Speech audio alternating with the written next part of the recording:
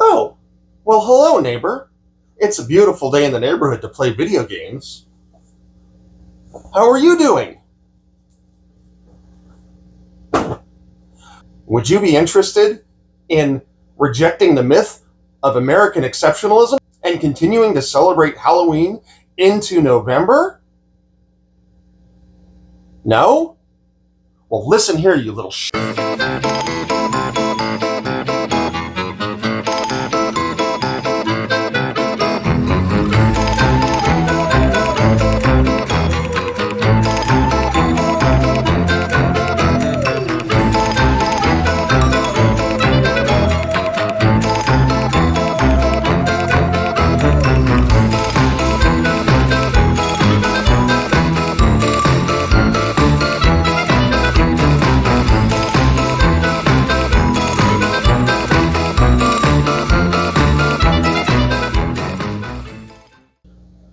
It's Spooktober, damn it.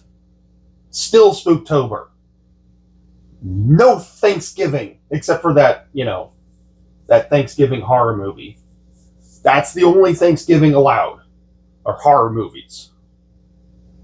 Anyway, what am I playing? So let's start with the Spooktober stuff. Get that whole business out of the way. All right, so the first one is Dead Space. I finished it. It was a lot of fun. It was a great remaster. It did have some technical issues that I mentioned a couple of times before.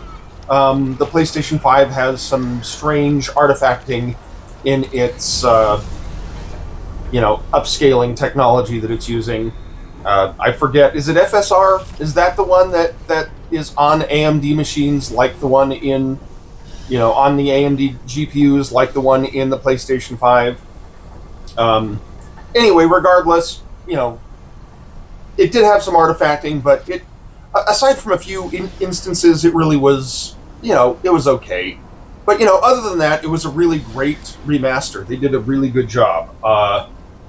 Trying to remember. I don't remember if this is an internal remaster. It looks like there's another company here, Motive. I don't know if Electronic Arts owns that company or not, but it sounds like they're the ones who did the remaster. My big concern, of course, is that, if they do own them and they do a great job on something like this, EA is going to do what EA usually does, which is, destroy the company by forcing it to work on something that is not in their wheelhouse, or, destroy the company in some other weird way, because, that's what EA does. Big, awful, terrible company that I don't really like supporting. But this was a great game. So, I love the first one, and I love the remaster. It was a lot of fun. I will say this, though. Now that I have played this, and I have also played the Callisto Protocol, which was the game made by the original creators of Dead Space, which a lot of people felt was kind of like a spiritual successor to Dead Space, but then there's also a large number of people who really didn't like the Callisto Protocol. It kind of didn't get the best reviews. I have to be honest, my personal opinion, and this might be a little bit of a hot take, is that I think the Callisto Protocol is kind of a better game. Dead Space was a lot of fun, don't get me wrong, but man, I'd really love to see another Callisto Protocol game rather than, Electronic Arts continue to remaster the old Dead Space games, or even make a new Dead Space game without them. But regardless, Dead Space was a lot of fun. It was enjoyable. I'm not going to say that it's not worth your time. If you're interested in space survival horror, you don't have a whole lot of choices. And fortunately, Dead Space is one of the better choices you can make. So, yeah, Dead Space. Fun game. Good game. Slightly flawed on the PlayStation 5, but it was a lot of fun. Dead Space. Alright, so what I started after Dead Space, I started this on PC.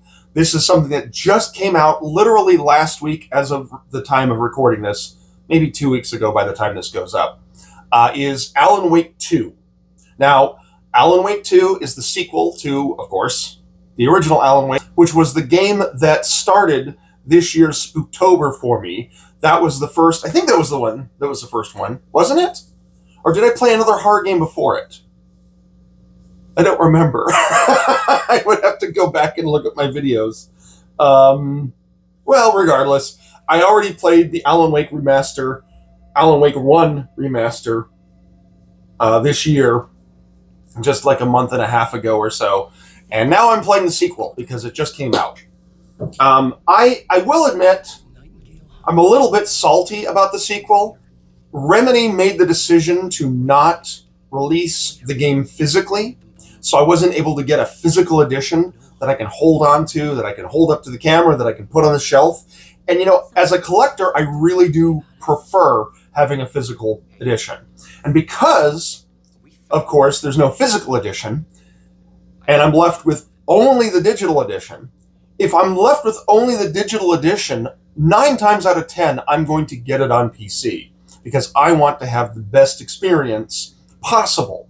And I've got a nice, powerful PC, a really gaming PC with a lot of oomph, and so naturally it's going to outperform my consoles. And unless there's a real clear reason for me to get it digitally for like the PlayStation 5 or the Xbox, I'm just going to go ahead and get it on the PC. The problem, and this is where salty bit number 2 comes from, that's a gross turn of phrase. I apologize for that. How about I change that?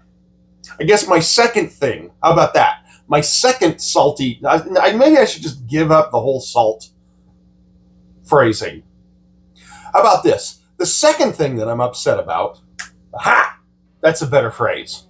The second thing that I'm upset about is the fact that they've partnered with Epic to have Alan Wake 2 be an Epic Game Store exclusive, which, you know, it might be a timed exclusive, knowing the way that the video game industry works. That's probably what's going to happen. But, you know, for now, if you want to play it, you've got to play it on the Epic Game Store. And, all right,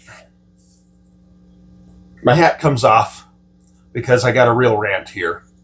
And I apologize in advance for this going off the script as it is. I don't really script these that much, but I do have my thoughts written out. And I don't mean to divert and go off on a tangent, but I'm going to. I hate the Epic Game Store, but not for the reasons that everybody else hates it. Although, I guess other people probably hate it for the same reasons, but it's like different motivations. Let me explain. I hate Steam. I think that traditionally Valve has kind of been in this state where they really haven't been forced to innovate, and they haven't been forced to really do the things that they should be doing for their platform. They do a pretty terrible job curating games on their platform. The end result is that you just have just garbage that floods the Steam storefront. You know, garbage that really shouldn't be there. You know, bullshit, right-wing propaganda, bullshit, broken asset flips that are barely games. And as a result, my opinion of Valve, and specifically of Steam, has been fairly low. I will admit they're doing better now that they've got the Steam Deck, and there's this big emphasis on trying to sell their,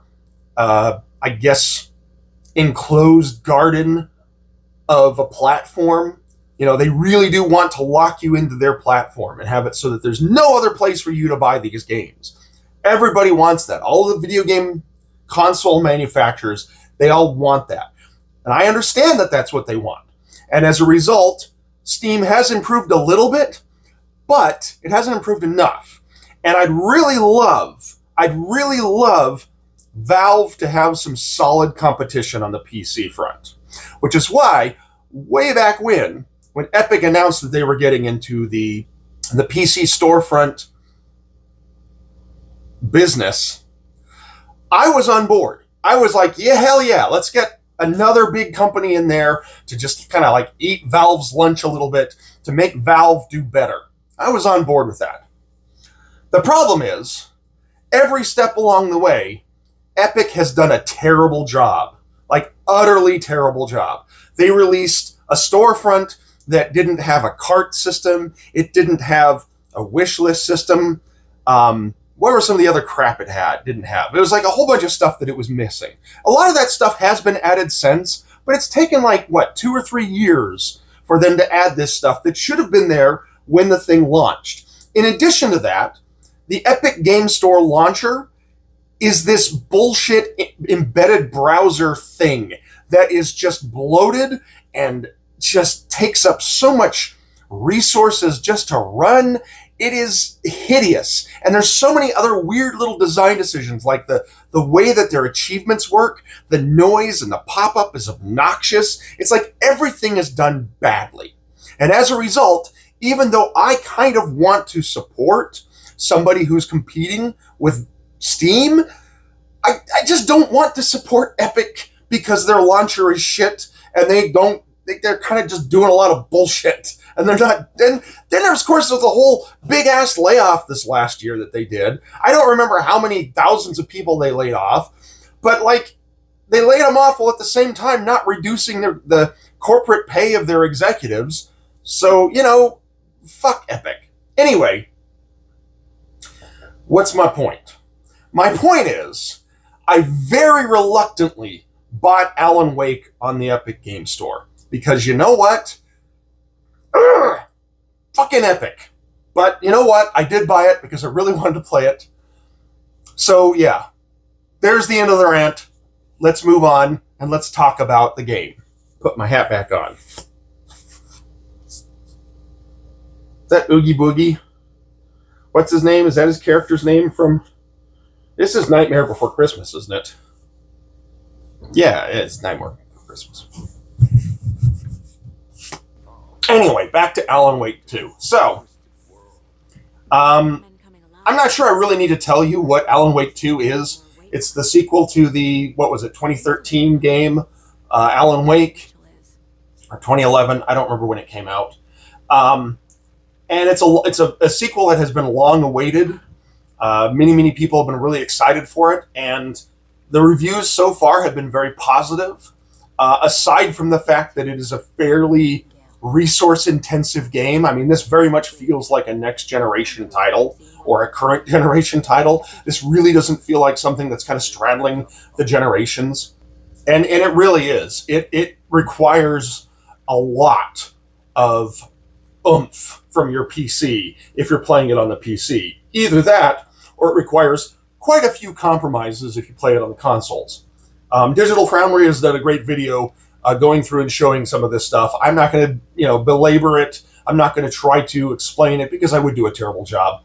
But the point is that it does require pretty substantial power from your PC. And when I first booted up on my PC, with, my PC is a state-of-the-art, so what I've got like an i9 processor with, 4090 NVIDIA. I'm terrible at remembering all the technology. It's a bunch of numbers to me. Who fucking cares? The point is I've got a very powerful PC. And even with my powerful PC, I have had to really pare stuff back in order to achieve the level of performance that I want. And I'm not thrilled about that. But, maybe I'll put footage here of the first time that I booted this thing up and the terrible performance that it got with the stock settings. But yeah, so I'm playing Alan Wake 2. I haven't gotten too far into the game yet. It just came out last Friday, so I've only really put in a couple of days worth of play on it, and I will admit I've actually spent more time playing other games than playing this one. But I have a feeling that Alan Wake 2 is going to be one of the big ones that I focus on for the next couple of weeks. For the end of Spooktober. This might be one of the last big games that I play this Spooktober. But yeah, so far I'm really enjoying it. It is graphically very cool.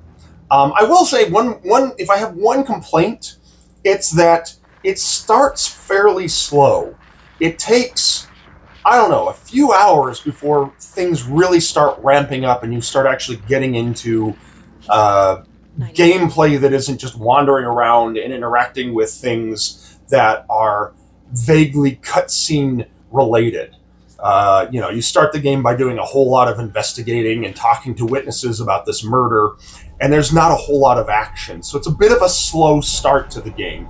But I'm very confident that they will stick the landing, even though it's a little bit slow, simply because Remedy has a pretty good track record at this point, and it's been a long time since I've played a Remedy game and was disappointed. So I feel pretty confident that it's going to improve the further I play it and the further into the game that I get. But yeah, playing Alan Wake 2.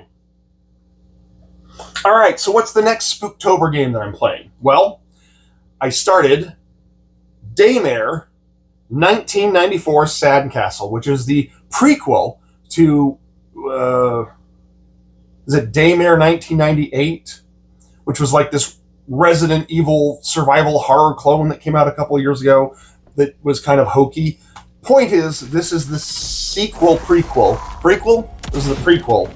It's the sequel, but the story is a prequel. It's all stupid. Point is, this is the prequel, and I am playing it. So, what is Daymare? Well, like I said before, it is a Resident Evil clone. It very much wears its inspiration on its sleeve. I mean, it very much plays like... Honestly, this plays like the modern Resident Evil remasters. So did the first one to a lot of extent. It has the same sort of interface, the same sort of gameplay loops, and the same sort of mechanics that you encountered in that game. However, of course, it's by a smaller studio, a studio that doesn't have the same budget as Capcom, and as a result, it is definitely a more janky, more bug-filled, and less polished experience than Resident Evil remasters were.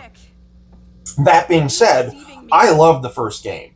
Jank and weird story and bad acting and everything, I had a lot of fun with it. It was a lot of camp and a lot of entertaining game for something that, it's a sort of game where they kind of punch above their weight class, which those type of games are always games that I really enjoy. A smaller developer punching above their weight class, trying to accomplish something that a studio their size probably shouldn't be trying to accomplish.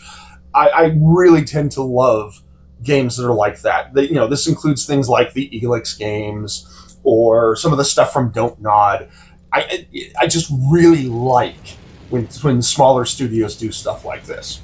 But in the game, you play as a character in this fictitious organization called Hades, which is kind of a military agency that is sent in when crazy stuff happens that they kind of want to keep secret and they kind of want to cover up.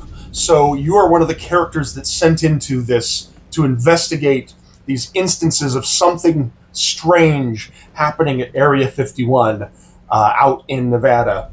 And those strange things involve, basically zombies. I mean, they're not really zombies in the traditional zombie sense, but they are sort of zombies in the traditional Resident Evil sense in that they were, zombies created in a lab.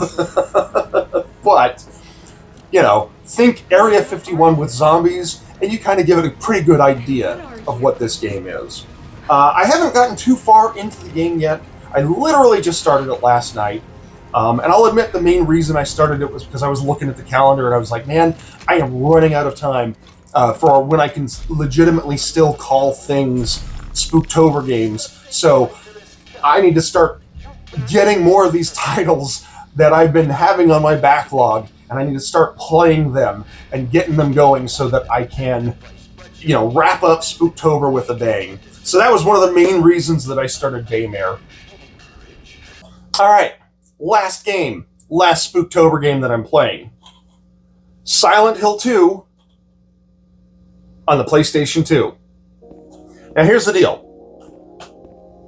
I'm not technically playing this on the PlayStation 2. I do own it physically for the PlayStation 2, but about 9 months ago, I got this high quality SD card for my Steam Deck. And my original purpose for getting this SD card was not to extend my Steam Deck to put more Steam games on it, because I've got the largest hard drive available for the Steam Decks, and I don't really feel a need for additional storage for Steam games. Plus, because SD cards tend to be a little bit slower, I didn't really want to put a Steam Deck game on there and then experience some issues because of the speed of the memory card. But what I wanted to do with this memory card was install emulators, use something like EmuDeck to integrate emulation into my Steam Deck, and then, dump ROMs and ISOs of the games that I own and the games that I want to play and start playing them on the go. So I did this 9 months ago or so, but I never actually, other than buying the SD card and putting it into my Steam Deck, I never actually did anything with it. I never followed through and got all the emulations set up until this last week, when I finally sat down and I'm like, you know what, I'm going to get EmuDeck running on my Steam Deck, and I'm going to start putting some ROMs on there. And one of the first things that I put on there was Silent Hill 2 ISO, which I love Silent Hill 2. It's probably one of my favorite games of all time. Definitely one of my favorite survival horror games of all time. And I haven't played it in quite a few years. Last year for Spooktober, I replayed Silent Hill 1, and it's kind of left me itching for Silent Hill 2, which, in my opinion, is the best. It's like the pinnacle of the Silent Hill franchise. And I've just been it's been in the back of my head of like, oh man, I want to play Silent Hill 2 again. I want to play Silent Hill 2 again. So I kind of used this as an opportunity to play it again, but this time play it on my Steam Deck. So I don't know what footage I'm going to be putting over me talking. It's definitely going to be Silent Hill 2, but I don't know if I'm going to capture it from my Steam Deck or if I'm just going to, synchronize my cloud save from the Steam Deck, because you can do that in EmuDeck. It's really cool. And then continue the game on PC and capture that. I don't entirely know what I'm going to do here, but you're probably seeing Silent Hill 2 gameplay footage from my game while I'm talking. But yeah, so what is Silent Hill 2? Well, it's a survival horror game. It was put out by Konami back in about 2001 for the PlayStation 2.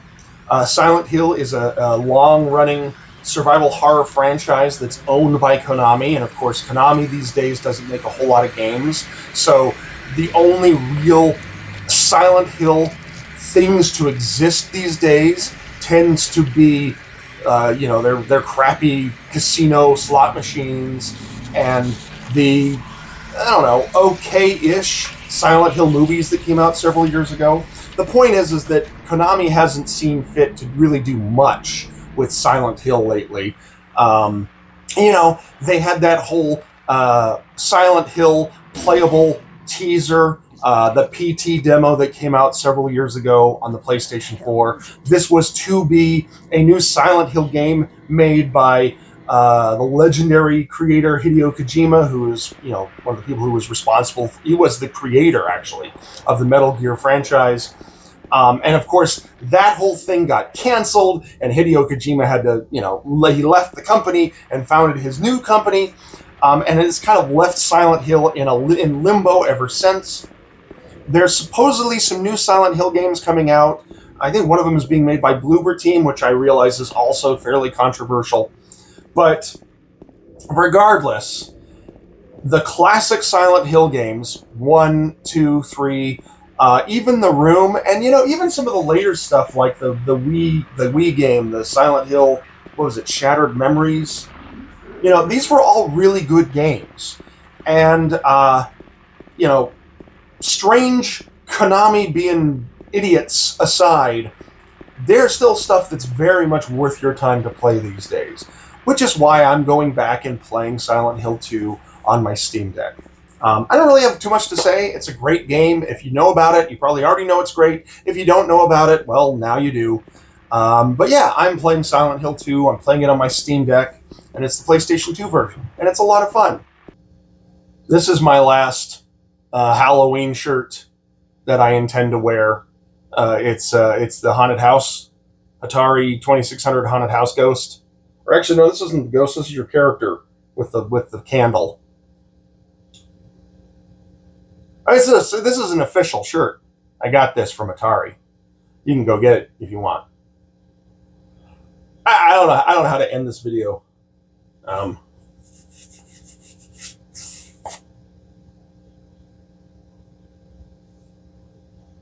Spooktober.